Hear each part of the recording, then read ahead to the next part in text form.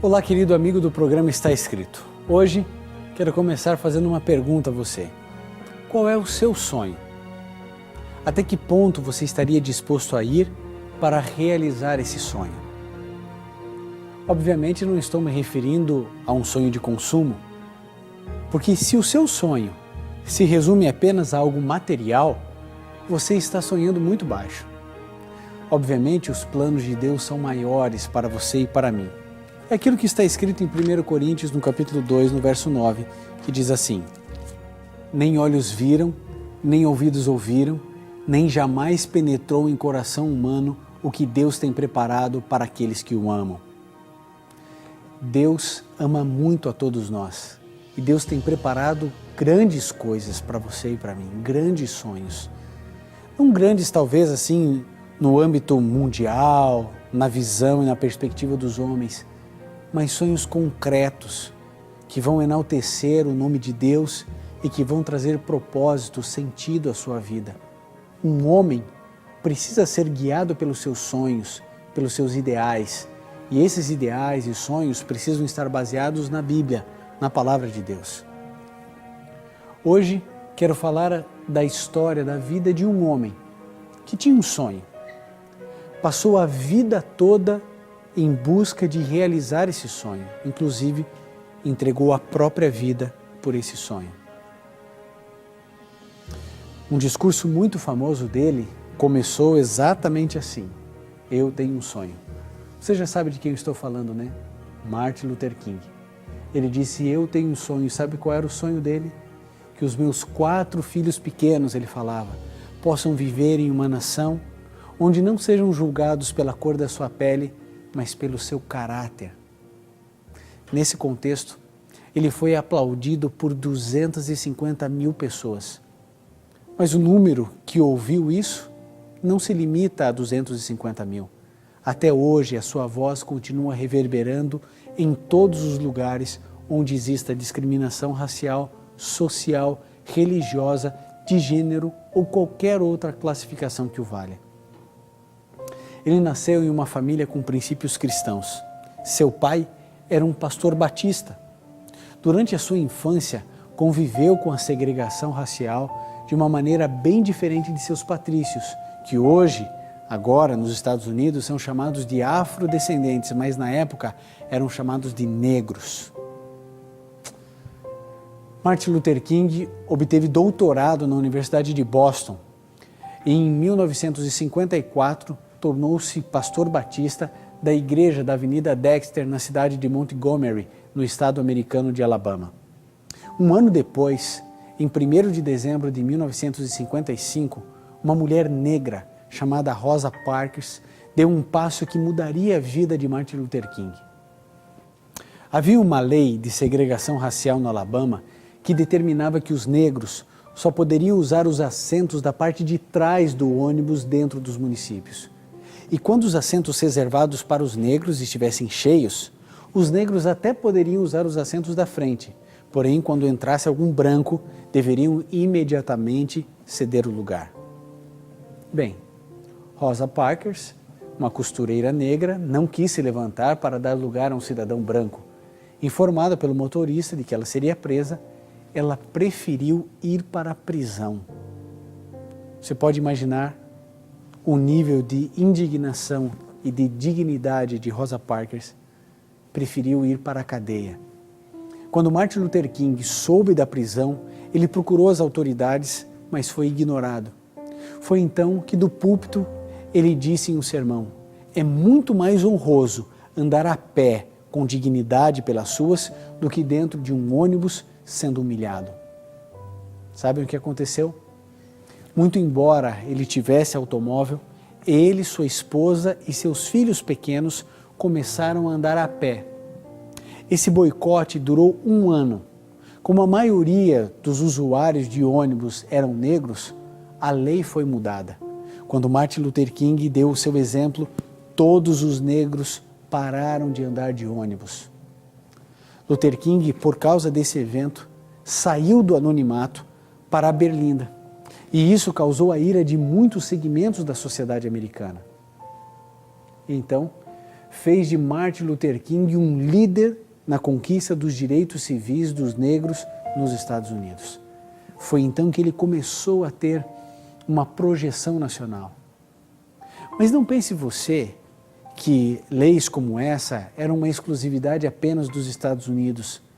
Leis maldosas, cheias de segregação, de racismo. E também não pense que isso faz parte de um passado remoto. Por exemplo, na África do Sul, o nosso continente aqui irmão, um país irmão, o regime do apartheid, a separação racial, só foi oficialmente derrubado nas eleições de 94, vencida por Nelson Mandela. Na Austrália, também se praticou segregação racial, proibindo os aborígenes, os povos nativos, de viverem nas terras ocupadas pelos brancos. E depois, através da retirada forçada de crianças mestiças para centros educacionais e também a proibição de casamentos mistos. Isso na Austrália, um país considerado de primeiro mundo. Querido, a segregação racial pode até não existir de forma oficial, mas a partir do momento em que pessoas recebem tratamento diferenciado devido ao seu nível social, à sua cultura, à sua religião, à sua cor, isso é discriminação. E discriminação no Brasil é crime. Mas esse estado do direito que vivemos hoje, onde oficialmente não há segregação, nós devemos muito a Martin Luther King. A vida desse homem, sem dúvida nenhuma, é um dos grandes acontecimentos do cristianismo. Ele viveu numa época em que os afro-americanos não tinham direito ao voto. E eram praticamente 90% da parcela mais pobre sem acesso à educação nos Estados Unidos.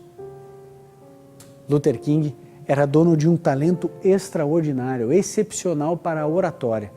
Influenciado pelo método da não violência de outro líder pacifista, Mahatma Gandhi, e um cristão convicto, os sermões de Luther King eram uma mistura de discursos veementes e de apelos inflamados. As pessoas sentiam o poder de Deus através de suas palavras. Sem dúvida nenhuma, ele recebeu de Deus uma unção especial. Um pastor batista transformando a história do cristianismo e a história de uma nação.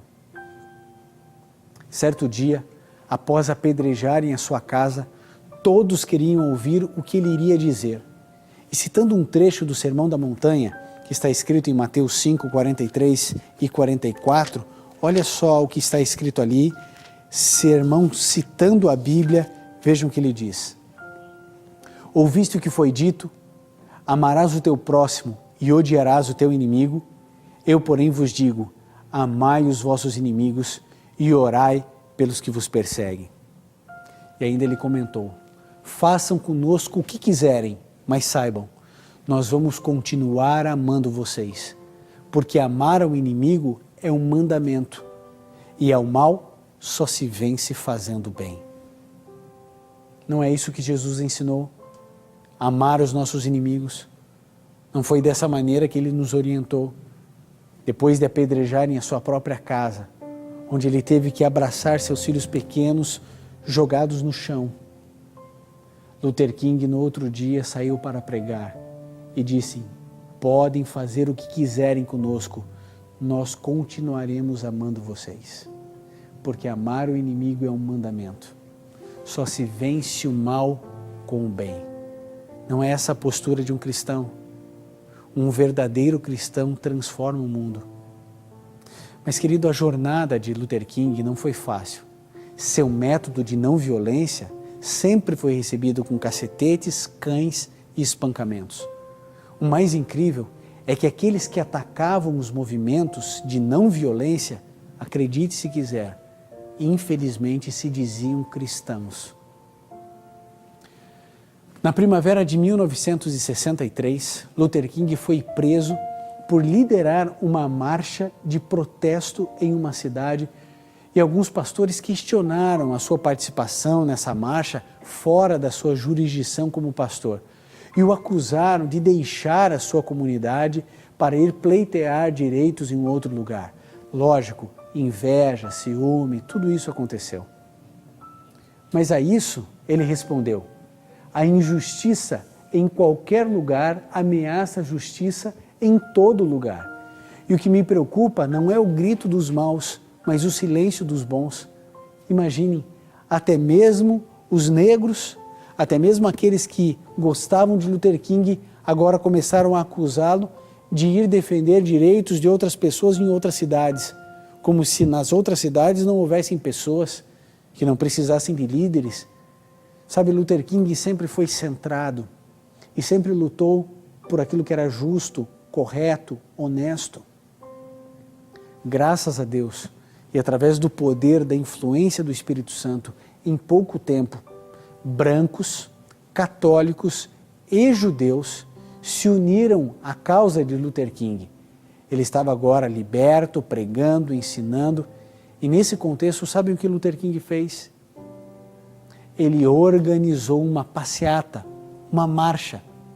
E sabe, ele fez isso em função de um trabalho digno e também pela liberdade. E essa marcha foi até Washington e reuniu uma multidão de 250 mil pessoas em frente ao Memorial de Lincoln.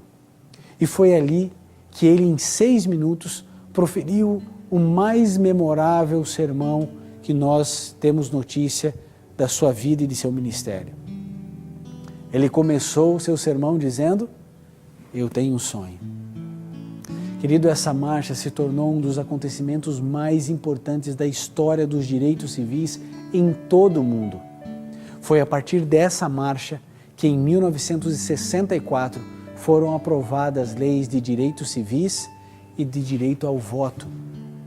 Em 1964, Luther King, com apenas 35 anos, recebeu o Prêmio Nobel da Paz, um reconhecimento internacional pelo seu empenho na busca da igualdade entre os povos. 35 anos e recebeu o Prêmio Nobel. Em 1968, Luther King foi para Memphis, no Tennessee, em apoio a uma greve de coletores de lixo. Vejam onde ele ia. Ele ia sempre ajudar aqueles que eram injustiçados, aqueles que não tinham ninguém para defendê-los. E lá estava ele, lá no Tennessee, lá no Memphis. No dia 4 de abril, enquanto ele conversava com alguns colegas no corredor externo de um hotel em Mulberry Street, ele foi atingido no pescoço por um projétil de grosso calibre. Foi socorrido e levado para o hospital. Mas em menos de 1 hora depois do atentado, ele foi declarado morto. Quando preso, o assassino James Hay disse que estava fazendo um bem para os Estados Unidos, porque para ele Luther King estava causando desordem e suas manifestações iriam causar problemas econômicos à nação. Levado a julgamento, ele foi condenado a 99 anos de prisão. Você percebe o desserviço que esse homem fez aos Estados Unidos e ao mundo? Matando um dos grandes líderes da história do planeta, que usou da não violência, que usou a Bíblia como seu escudo e também como sua espada. Quantas vidas ele transformou no decorrer das décadas que se seguem. Querido, no enterro de Luther King, fizeram o que ele havia pedido há 2 meses antes do seu assassinato. Pregando, ele disse assim no púlpito: no dia do meu funeral, não quero que digam que recebi o Prêmio Nobel da Paz em 64, nem mencionem qualquer uma das 300 ou 400 honrarias que recebi. Não me chamem de doutor, digam apenas que aqui está alguém que só conseguiu alimentar alguns famintos, vestiu a poucos pobres, visitou pouquíssimos presos, porque amou Jesus e apenas tentou imitá-lo. No seu funeral, ninguém se atreveu a falar qualquer coisa.